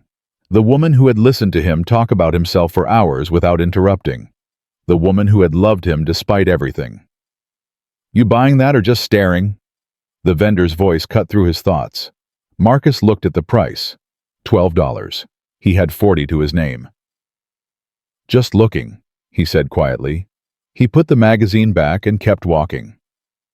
The shelter on West 42nd Street had beds available. Marcus signed in using his real name. The volunteer behind the desk looked at him with tired eyes that had seen 1,000 men like him walk through those doors. "First time homeless?" she asked. "Yes." "What happened?" "Lost your job." Marcus almost laughed. "Something like that." She handed him a towel and a set of sheets. "Bed 47, lights out at 10, breakfast at 6. Don't cause trouble." "I won't." He found his bed, a thin mattress on a metal frame surrounded by dozens of other thin mattresses on metal frames. Men coughed and muttered and shuffled around him. The smell of unwashed bodies and industrial cleaner filled the air. Marcus lay down and stared at the ceiling. 12 years ago, he had slept in a penthouse with silk sheets and a view of the entire city. He had drunk champagne that cost more than most people's rent. He had laughed at his wife for buying clothes at thrift stores. Now he was sleeping in a homeless shelter with $40 to his name and no idea what tomorrow would bring. The universe had a brutal sense of humor. Finding work was harder than Marcus had imagined. He filled out applications at construction sites, at warehouses, at fast food restaurants. Every application asked the same question. "Have you ever been convicted of a felony?" He checked yes every time. Nobody called him back. After 2 weeks, he finally found a job at a diner in Queens. The owner was a Greek immigrant named Stavros, who had done time himself 20 years ago for assault. He understood what it meant to start over. "I don't care what you did," Stavros said, handing Marcus an apron. "I care what you do now. You show up on time, you work hard, you don't steal. We got no problems." "Thank you," Marcus said. "You don't know what this means." "I know exactly what it means." Stavros's eyes were hard, but not unkind. "I was you once. Somebody gave me a chance. Now I give you one. Don't waste it." Marcus didn't waste it. He washed dishes for 10 hours a day, 6 days a week. His hands cracked and bled from the hot water and harsh soap. His back ached from standing. His feet swelled inside the cheap shoes he had bought at Goodwill. But he showed up. Every day. On time. After 3 months, Stavros promoted him to prep cook. After 6 months, to line cook. After a year, Marcus was running the kitchen during the dinner rush. He made $11 an hour. After rent for a room in a boarding house, and groceries and transportation, he had about $50 left each month. It was more than he had earned honestly in his entire life. The other people at the diner didn't know who he was. They didn't know about Holloway Development Group, or the $14 million, or the wife who had brought him down. They just knew Marcus as the quiet guy who worked hard and never complained and always covered shifts when someone called in sick. He liked the anonymity. He liked being nobody. 2 years after his release, Marcus was walking home from work when he saw a construction site. It was a massive project. Cranes and scaffolding and workers in hard hats swarming like ants. A sign proclaimed the name of the development, the Phoenix Center, affordable housing for New York families. Marcus stopped walking. He knew that name. He had seen it in newspaper articles and magazine features and television reports. The Phoenix Center was Claire's project, her flagship development. Built on the ashes of his own failed Skyline project, she had taken the land he had tried to steal and turned it into something beautiful. A security guard approached him. "Can I help you, sir?" Marcus realized he had been staring for several minutes. "No, sorry, I was just—" He trailed off. "It's impressive." "Yeah, it's something." The guard looked at the building with pride. "My sister's on the list for one of those apartments, 3-bedroom subsidized rent. She's been on waiting list for 6 years. This place is gonna change her life." Marcus felt something shift in his chest. "The woman who built this," he said quietly. "Claire Montgomery, what's she like?" "Never met her personally." The guard shrugged. "But the guys who have say she's the real deal. Comes to the site herself, knows all the workers' names, makes sure we get paid on time and treated right." He smiled. "Not like the rich folks I usually work for. She actually gives a damn." Marcus nodded slowly. "She sounds special." "She is." The guard looked at him curiously. "You know her or something?" Marcus was quiet for a long moment. "I used to," he said finally. "A long time ago." He walked away before the guard could ask any more questions. 3 years after his release, Marcus saw Claire in person. He was walking through Central Park on his day off, something he did every Sunday. The park was free, and it reminded him that beauty still existed in the world. He would sit on a bench and watch people go by. Families, couples, children playing, lives being lived. He was sitting near the Bethesda fountain when he heard her voice. "The foundation is solid, but we need to accelerate the timeline. The families can't wait another 6 months."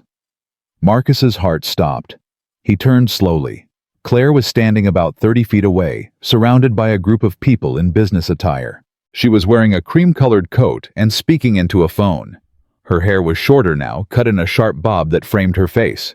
She looked confident, powerful, at peace. She looked nothing like the woman in the thrift store cardigan who had walked out of that courtroom 12 years ago. She looked like exactly who she had always been. Marcus stood up from the bench. His legs moved without his permission. He took one step toward her, then another, and then he stopped. What was he going to say? What could he possibly say that would matter after everything he had done? "Sorry I stole from you. Sorry I cheated on you. Sorry I called you a doormat and tried to leave you with nothing." Some words are too small for the wounds they're meant to heal. Claire finished her phone call. She turned to say something to one of her associates. And as she turned, her eyes swept across the park. They landed on Marcus. For one frozen moment, they stared at each other across 30 feet of grass and concrete and 12 years of history. Marcus saw recognition flicker in her eyes. Then surprise. Then something he couldn't quite identify. Not anger, not fear. Something softer, something sadder. She said something to her associates. They nodded and walked away, leaving her alone. Then she walked toward him. Marcus couldn't breathe. She stopped about 5 feet away, close enough to talk, far enough to run if she needed to. "Marcus." Her voice was calm, measured, the voice of a woman who had long ago made peace with her past. "Claire." His voice cracked on her name. They stood in silence for what felt like hours. "You look different," she finally said. "I am different." He swallowed hard. "At least I'm trying to be." She studied him, those blue-gray eyes that had once looked at him with love, then with betrayal, then with cold determination. Now they held something he couldn't quite read. "I read about your parole," she said. "2 years ago. I wondered if you would try to contact me." "I wanted to." Marcus's voice was barely above a whisper. "Every day. But I didn't think I had the right." "You don't." Her voice wasn't cruel, just honest. "But I'm glad you understood that." Marcus nodded. He felt tears threatening, but he held them back. "I got your letter," he said. "The one your father brought me, before he died." "I know. I read it every day for 12 years. Every single day." He paused. "It saved me, Claire. When I wanted to give up, when I wanted to stop trying, I would read that letter and remember that someone believed I could be better." Claire was quiet for a long moment. "I didn't write that letter to save you, Marcus. I wrote it to free myself." She looked away toward the fountain. Carrying hatred is exhausting. It poisons everything it touches. I had to let it go. "Did you?" Marcus asked.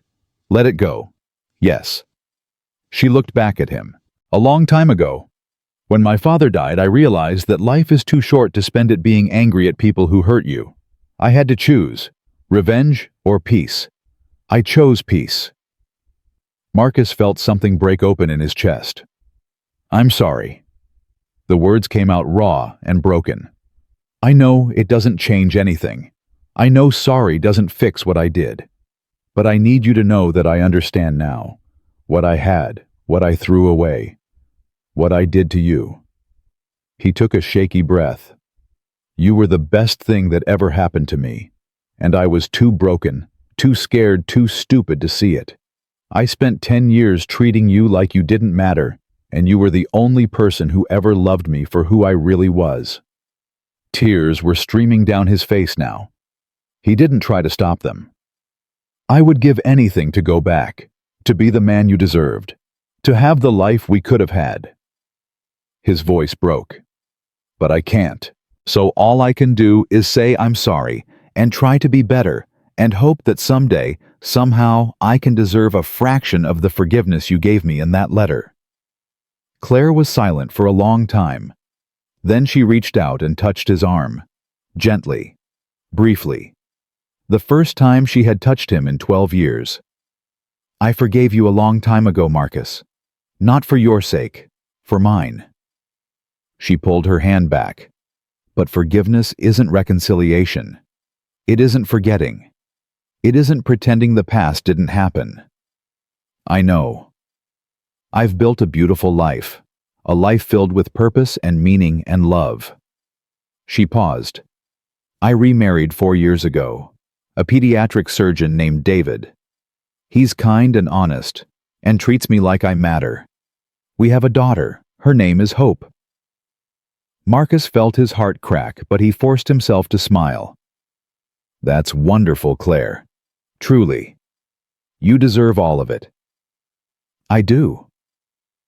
She said it without arrogance, just simple truth. "And so do you, Marcus. Not the life you had before. That life was built on lies. But a real life, an honest life, a life where you're finally the person you were always capable of being." She stepped back. "I have to go. My team is waiting." "I know." She turned to leave, then stopped. "Marcus?" "Yes." "The shelter on West 42nd Street. The one you stayed at when you first got out." She looked at him over her shoulder. "I fund it now. Through my foundation." Marcus stared at her. "They're expanding next year, opening a new wing with job training programs and mental health services." She paused. "They need mentors. People who understand what it's like to lose everything and start over. People who can help others avoid the mistakes they made." Marcus felt his breath catch. "I don't know if you're interested," Claire continued. "But if you are, tell them Claire Montgomery sent you. They'll find a place for you." She started walking away. "Claire." His voice stopped her one more time. "Why?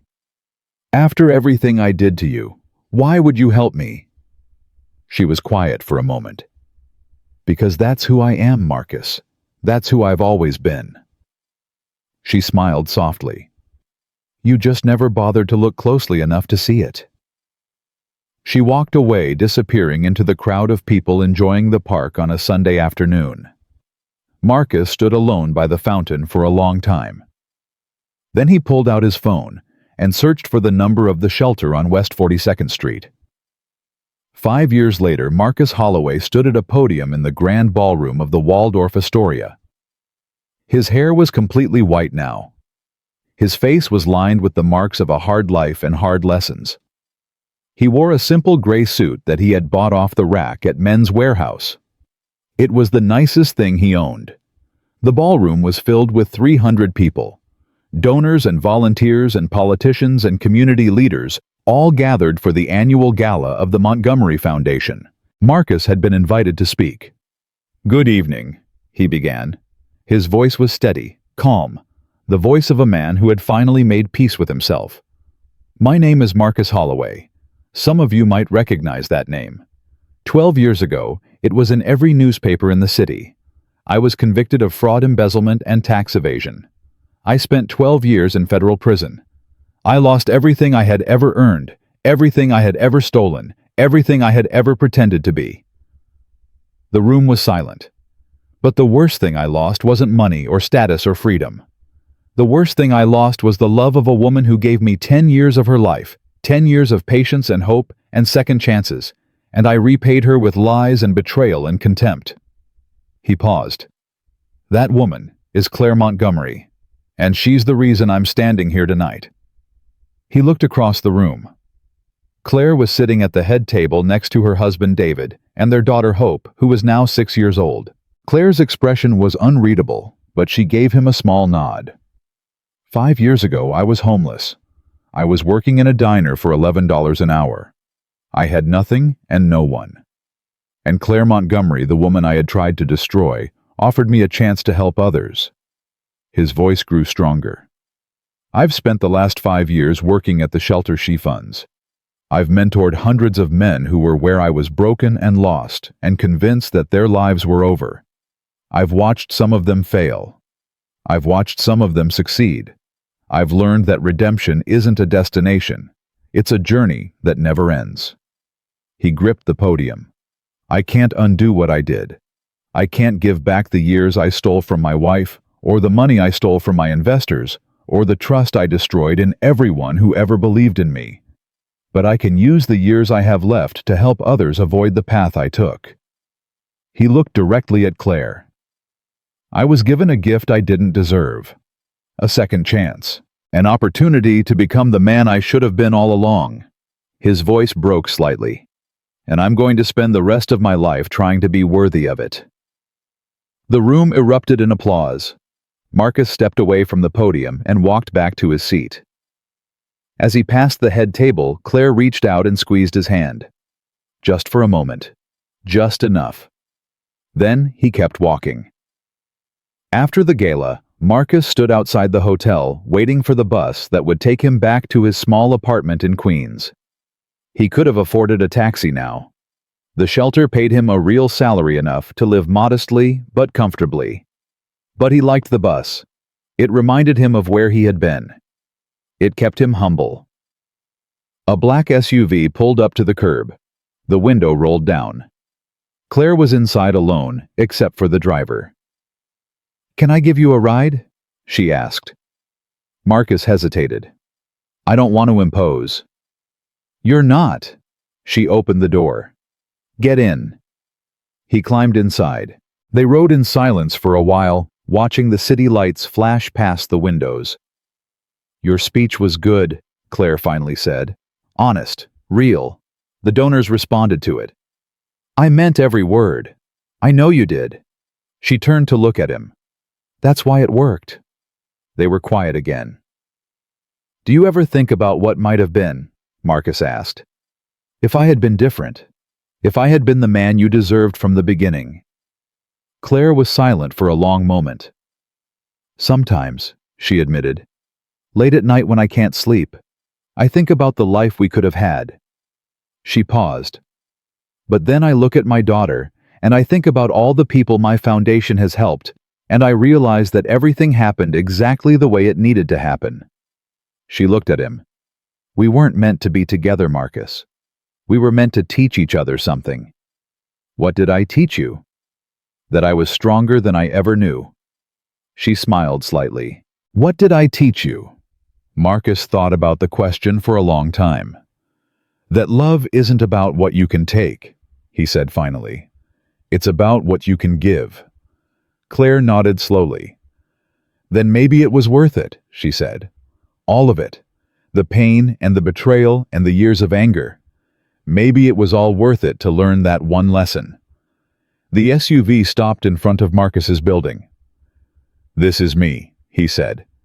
He opened the door, then paused. "Claire." "Yes. Thank you for everything, for the letter, for the job, for not giving up on the possibility that I could change." He swallowed hard. "I know I don't deserve any of it, but I'm grateful, more grateful than I can say." Claire smiled. It was a real smile, warm and genuine, the smile of a woman who had finally found peace. "Go home, Marcus. Get some sleep. You have people to help tomorrow."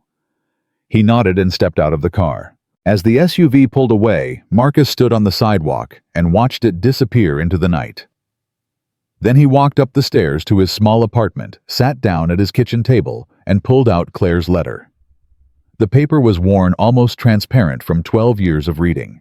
He read it one more time. "Broken things can be fixed, Marcus. If they want to be." He had wanted to be fixed. It had taken losing everything to realize it, but he had wanted to be fixed. And now, finally, after all the years of pain and regret, and slowly rebuilding himself piece by piece, Marcus Holloway understood what Claire had known all along. The greatest revenge isn't destruction. It's transformation. She hadn't destroyed him. She had shown him who he really was, and in showing him that she had given him the chance to become someone better.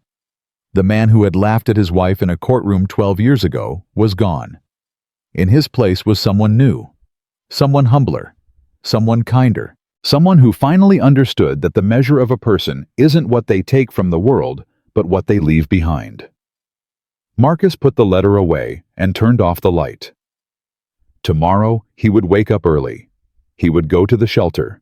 He would help men who had lost everything find their way back to something worth living for. It wasn't the life he had planned. It was better. And somewhere across the city in a penthouse that touched the clouds, Claire Montgomery was tucking her daughter into bed, reading her a story about a princess who was stronger than all the dragons in the kingdom. She didn't think about Marcus very often anymore. She didn't need to. She had won. Not just the money, not just the case, but something far more valuable. She had won her freedom, and that in the end was worth more than all the revenge in the world. So, what did you think of this story? Did Marcus deserve redemption, or should Claire have let him rot? Drop your answer in the comments below. If this story moved you, hit that subscribe button and share it with someone who needs to hear it. Because sometimes the people who hurt us the most are the ones who teach us who we really are.